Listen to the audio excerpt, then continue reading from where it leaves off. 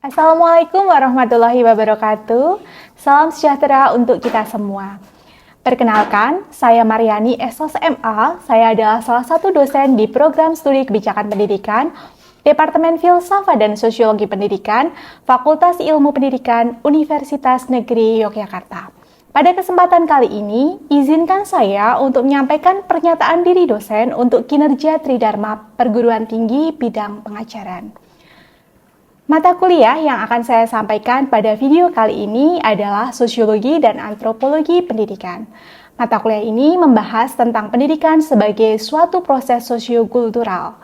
Mata kuliah ini memberikan bekal pengetahuan fondasional tentang pentingnya iklim, pendekatan-pendekatan, dan juga pengaruh sosial budaya, baik dari sekolah maupun dari luar sekolah dalam masyarakat yang multikultural, dan pendidikan yang paling sesuai dengan manusia Indonesia dalam mewujudkan tujuan pendidikan nasional Indonesia kini dan masa depan.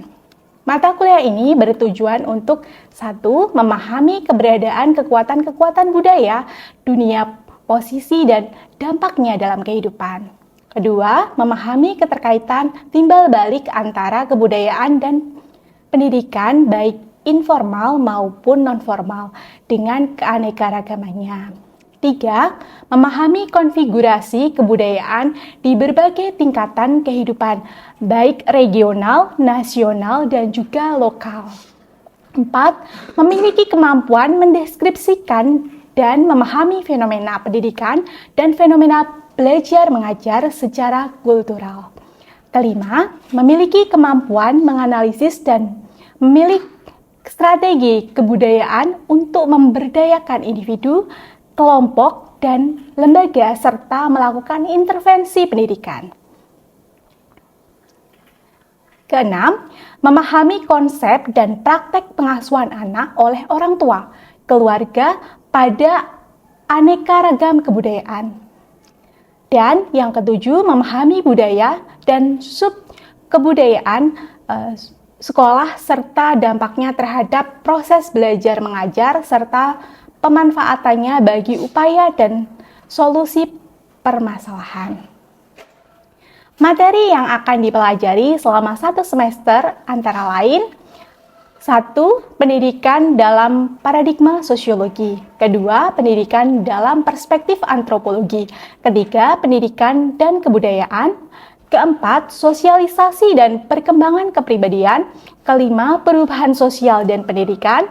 6. Model sosial dan model budaya pendidikan. 7. Budaya atau kultur sekolah. Dan yang terakhir adalah pendidikan multikultural. Mata kuliah ini merupakan mata kuliah dasar kependidikan atau MDK dengan bobot 2 SKS. Capaian pembelajaran mata kuliah ini: yang pertama, mahasiswa menguasai dan memetakan konsep-konsep teori sosiologi dan antropologi pendidikan. Yang kedua, mahasiswa membedakan berbagai metodologi dan menggunakannya dalam menganalisis fenomena pendidikan. Yang ketiga, mahasiswa memiliki sensitivitas terhadap problem kontekstual pendidikan. Dan yang terakhir, mahasiswa mampu menganalisis aneka permasalahan pendidikan dari perspektif sosiologi dan antropologi pendidikan, selaras dengan capaian pembelajaran lulusan program studi kebijakan pendidikan, yaitu 1. Memahami fondasi-fondasi pendidikan, dan 2. Menginterpretasi kebijakan nasional pendidikan ke dalam konteks sosial kultural daerah berbasis fondasi-fondasi pendidikan.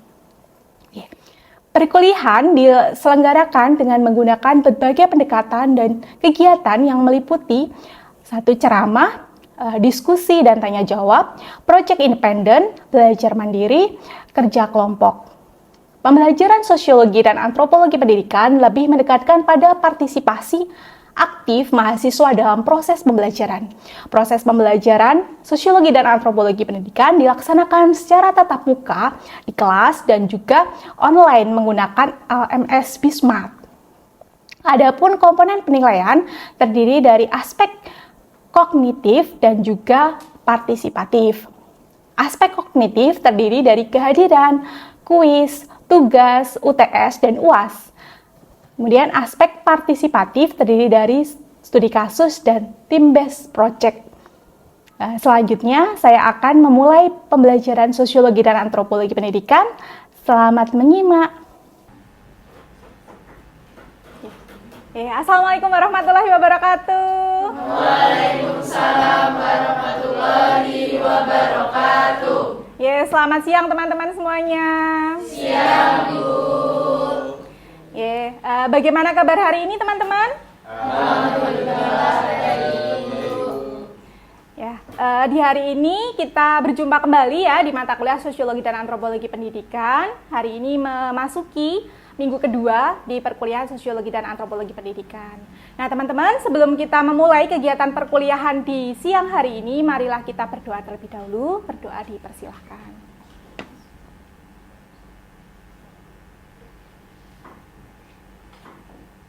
Amin, berdoa cukup.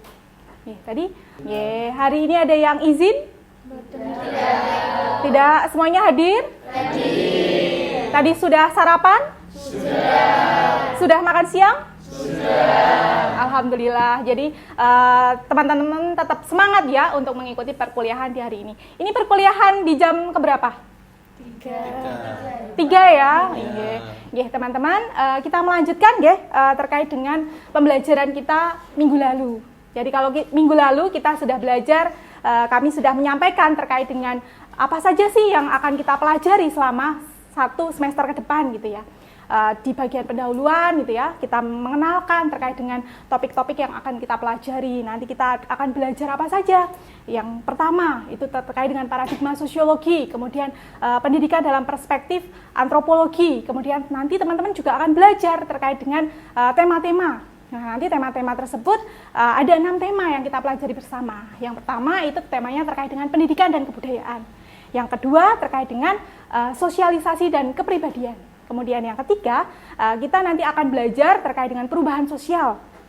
Nah, selanjutnya nanti teman-teman juga akan belajar modal sosial dan modal budaya. Yang selanjutnya teman-teman nanti belajar kultur atau budaya sekolah. Dan terakhir, sebagai muara akhir dari pembelajaran sosiologi dan antropologi pendidikan, kita nanti akan belajar terkait dengan pendidikan multikultural. Nah, itu yang ke-6 tema tersebut nanti kita akan pelajari selama 1 semester ke depan. Namun di pertemuan awal, di awal ini kita nanti belajar terkait dengan bagaimana sih konteks pendidikan dalam konteks sosio-kultural gitu ya, di awal, di pendahuluan. Nah, ini mengapa kita belajar nih? Ini untuk mendefinisikan terkait dengan relevansi antara pendidikan dengan masyarakat dan kebudayaan. Ini yang kemudian yang di awal. Jadi pendahuluan kita belajar. Mungkin teman-teman kemarin juga ada ini ya, ada tugas ya? Iya. Teman-teman membuat apa? Potret pendidikan. Teman-teman membuat tulisan nih, sebuah tulisan dari hasil pengamatan teman-teman selama ada di sekitarnya itu ya. Teman-teman menulis terkait dengan bagaimana sih kondisi pendidikan di tempat saya. Nanti di kesempatan hari ini teman-teman juga akan kami beri kesempatan nih untuk kemudian teman-teman memaparkan, menceritakan.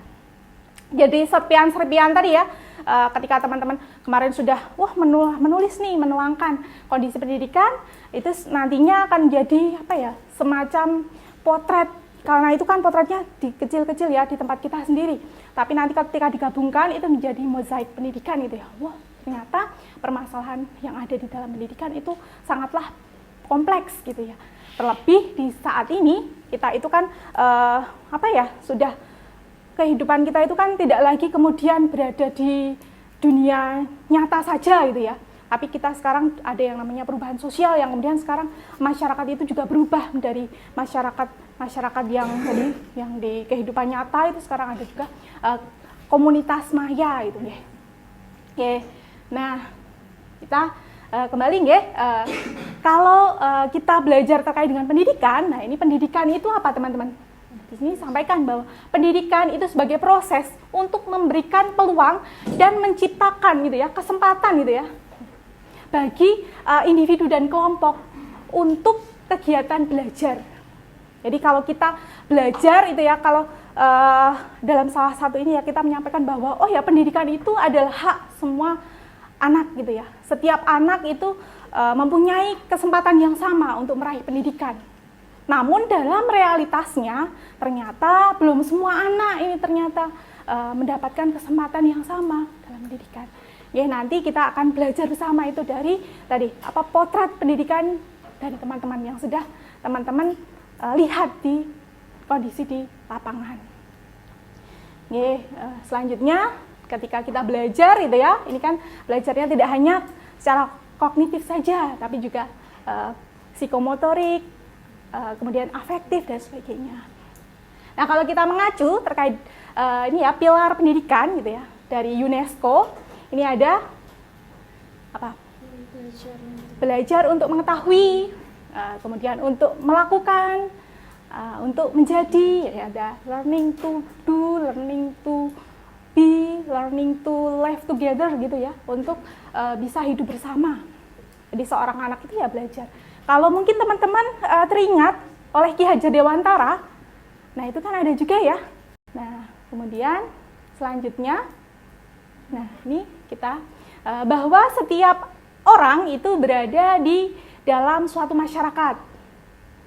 Ya, masyarakat nih, teman-teman nih sebagai seorang mahasiswa, nah teman-teman sebagai seorang mahasiswa itu berada di lingkungan masyarakat nih ya, di kelas ya. Kan di kelas, berinteraksi dengan teman-teman yang lain, berinteraksi dengan Bapak Ibu dosen, berinteraksi dengan pegawai gitu ya, gitu. Kalau kita di kelas ya kita interaksinya antara sesama mahasiswa dan dosen.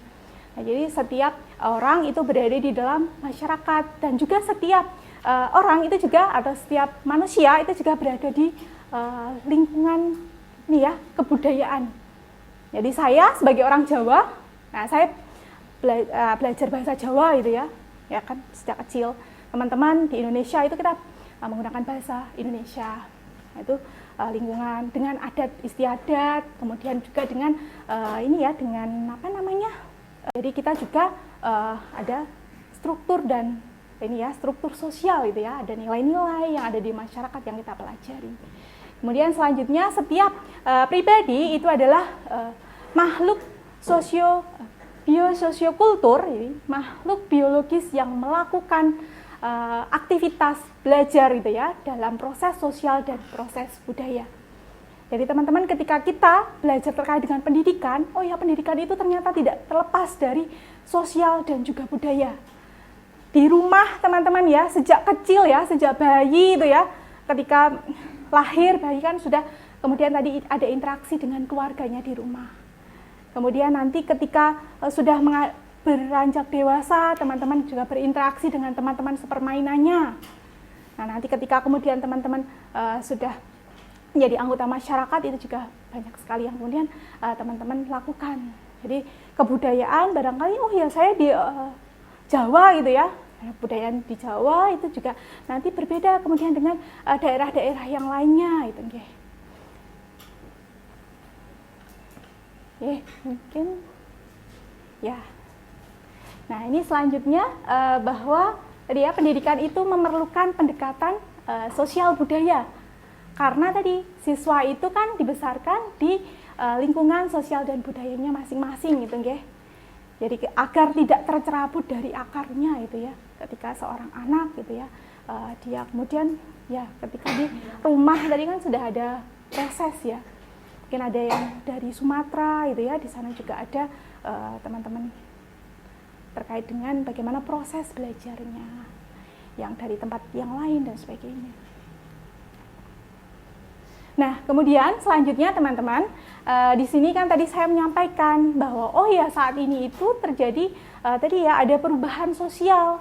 Jadi masyarakat itu kan tidaklah kemudian statis gitu ya. Namun kehidupan masyarakat itu penuh dengan dinamika.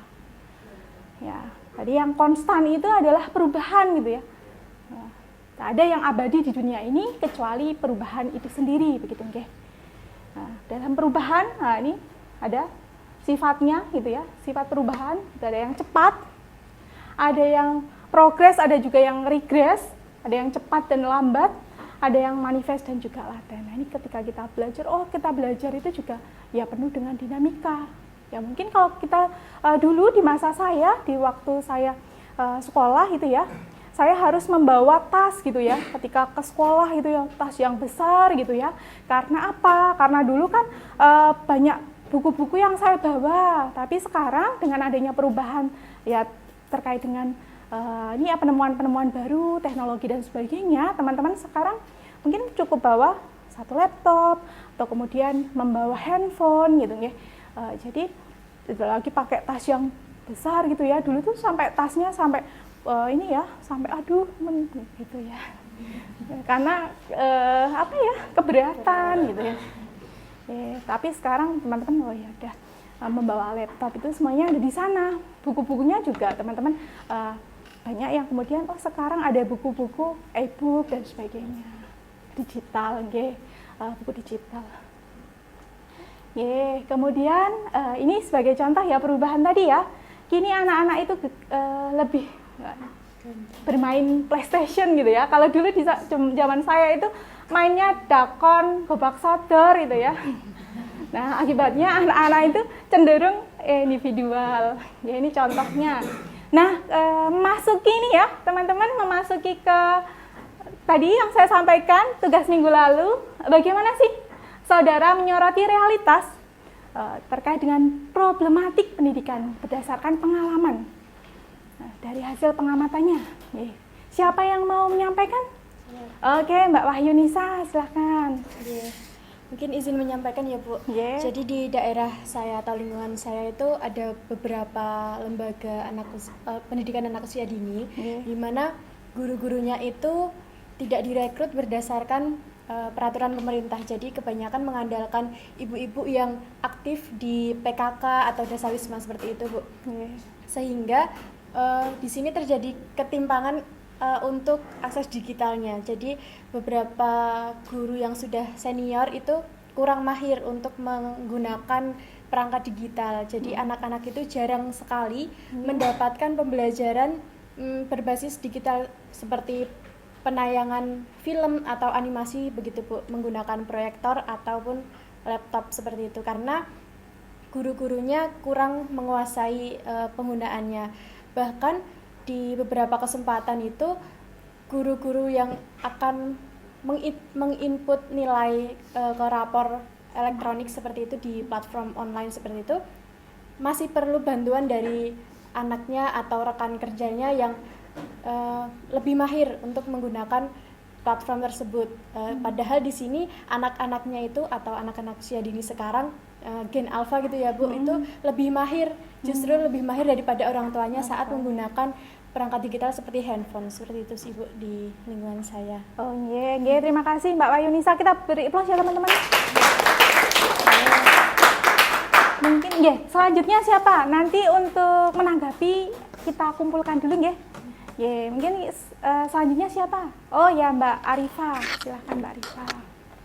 Mungkin untuk contoh potret ketimpangan selanjutnya, saya mengambil pengamatan waktu saya kampus mengajar kemarin. Bagaimana Mbak Arifa? Jadi di tempat saya kampus mengajar kemarin, kalau dilihat dari penggunaan teknologi di sekolahnya itu sudah tergolong bagus, sarana dan prasarana dan fasilitas sudah cukup baik, tetapi kurang memanfaatkan dalam teknologi di proses pembelajaran. Padahal sudah terdapat di setiap lab itu ada wifi, terus ada Chromebook, ada komputer juga. Akibatnya teknologi dan fasilitas di sekolah tersebut tidak dimanfaatkan dengan baik. Jadi siswa-siswa yang seharusnya menjadi generasi digital yang melek teknologi tersebut terjebak dalam pembelajaran yang monoton dan kurang relevan dengan perkembangan zaman. Tetapi kurangnya dukungan teknis dan sumber daya tersebut juga berdampak dalam pengembangan pembelajaran yang inovatif dan terampil untuk penggunaan teknologi. Terima kasih Mbak Arifa. Kita beri aplaus ya teman-teman. Mungkin ada lagi teman-teman yang mau menyampaikan. Mbak. Sebelumnya perkenalkan Mbak Maryam, dengan NIM belakangnya 1013. Mungkin saya di sini mau sedikit menceritakan pengalaman saya yang saya dapatkan beberapa semester lalu itu saya kan mengikuti program Kampus Mengajar itu di suatu sekolah, di sekolah dasar. Itu sekolah dasarnya merupakan sekolah yang berada di pedesaan ya, jadi di pinggiran, bukan di tengah perkotaan ya. Jadi untuk aksesnya itu kurang strategis seperti itu. Nah, apa yang saya dapatkan di sana itu selama 4 bulan itu untuk fasilitasnya itu memang masih kurang, karena ada 7 kelas, itu kelas 6-nya ada 2 kelas, dan di antara semua kelas itu yang ada proyektornya hanya 2 kelas. Sedangkan pendidikan saat ini kan sudah di era digital, di mana kan guru harus dituntut menggunakan media pembelajaran seperti PPT dan lain sebagainya. Jadi untuk penggunaan proyektor itu siswa dan guru itu harus bergantian rolling kelas gitu. Jadi bergantian itu hanya ada di kelas 1 dan kelas 4. Jadi memang akses dalam penggunaan fasilitas itu masih terbatas. Selain itu ada juga komputer, karena kan sekarang ujian sudah berbasis menggunakan komputer. Di SD itu sudah ada, namun ada beberapa yang emang kurang layak, jadi kurang bisa dimanfaatkan lagi. Tapi masih ada di situ. Juga ada beberapa tambahan laptop yang mendukung penggunaan komputer untuk ujian, tapi masih digunakan secara 2 sesi karena siswanya juga banyak dan komputernya terbatas. Jadi mungkin penggunaan teknologi di SD 2 Petir ini masih terbatas dalam fasilitas tersebut. Ya, tadi dari Mbak Wahyunisa tadi yang disoroti terkait dengan kompetensi literasi digital. Ini juga Mbak Arifa juga terkait dengan teknologi tadi ya, Mbak Mariam juga. Ya, masih sangat dekat-dekat. Mungkin dari teman-teman ada yang ingin menanggapi dari apa yang sudah disampaikan? Ini 1 atau 2 ya? Oh, nggih, Mbak Aisyah ya. Iya. Silakan Mbak Aisyah. Sebelumnya terima kasih Bu untuk waktunya. Perkenalkan saya Aisyah Rahma dengan NIM akhir 42. Di sini saya mau izin menanggapi terkait yang disampaikan oleh Mbak Wahyunisa tadi terkait literasi digital untuk para guru, terutama di kalangan guru PAUD. Nah, Ibu sebenarnya tadi Mbak Wahyunisa sempat menyampaikan di mana kalau ada beberapa guru itu dalam pembuatan rapot digitalnya itu masih seperti gaptek ya Ibu, atau memerlukan bantuan dari anaknya atau mungkin dari rekannya tapi yang lebih muda gitu Ibu. Nah, sebenarnya itu relate terjadi di diri saya. Kebetulan ibu saya ini guru PAUD dan di rapotan kemarin itu ibu saya itu banyak meminta pertolongan ke saya gitu, maksudnya untuk dibantu dalam pembuatannya dan yang lainnya. Nah, terima kasih Mbak Aisyah ya? Aisyah. Mbak Aisyah. Kita beri aplaus untuk Mbak Mariam dan Mbak Aisyah ya.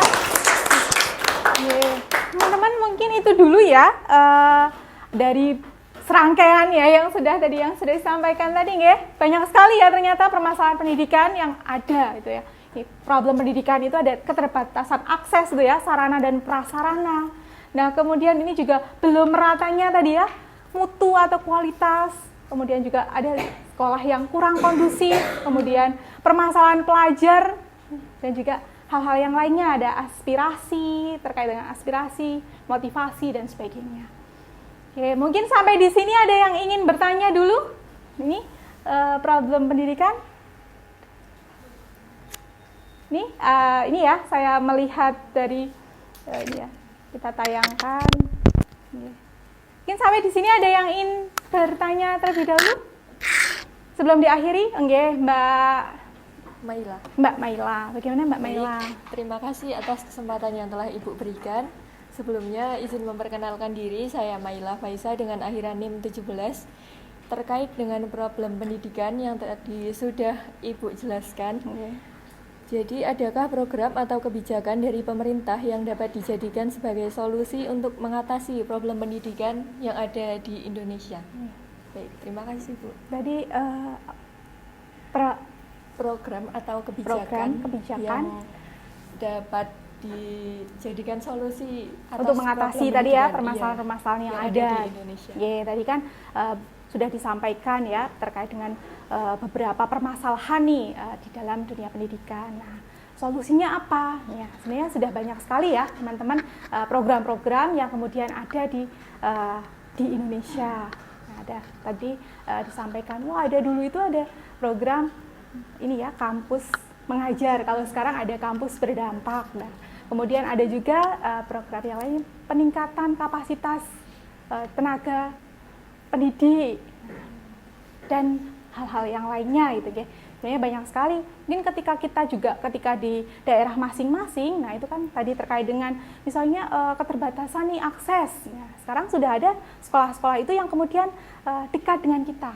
Saya dulu itu ketika kita yang ada di masyarakat pinggiran gitu ya, ketika sekolah itu harus ke kota gitu ya. Tapi sekarang di kecamatan itu sudah ada SD, SMP, SMA gitu ya. Sudah ada di satu kecamatan. Ya mungkin itu dari saya Mbak Maila. Kemudian dari tadi ya, ini menambahkan lagi teman-teman. Jadi kita kembangkan bahwa setiap anak itu baik dan pandai ya. Dalam setiap anak itu tersembunyi seorang penemu. Kemudian selanjutnya modal dari pendidikan itu adalah nilai, culture gitu ya, social culture. Kemudian faktor manusia itu sebagai faktor sentral. Dan di sini kuncinya keberhasilan itu terletak pada faktor-faktor yang tidak terlihat. Nah, guru dan kepala sekolah itu berperan penting dalam proses pendidikan. Pendidikan bukanlah proses tunggal, teman-teman, tapi proses majemuk. Pendidikan tidak hanya di sekolah formal, tapi pendidikan tadi ada di keluarga, kemudian juga di masyarakat. Nah, kemudian mengapa teman-teman itu belajar sosiologi dan antropologi pendidikan? Nah, ini dengan belajar sosiologi dan antropologi pendidikan, teman-teman nantinya ini akan sebagai calon-calon pendidik. Ini calon-calon pendidik, insya Allah ini ya.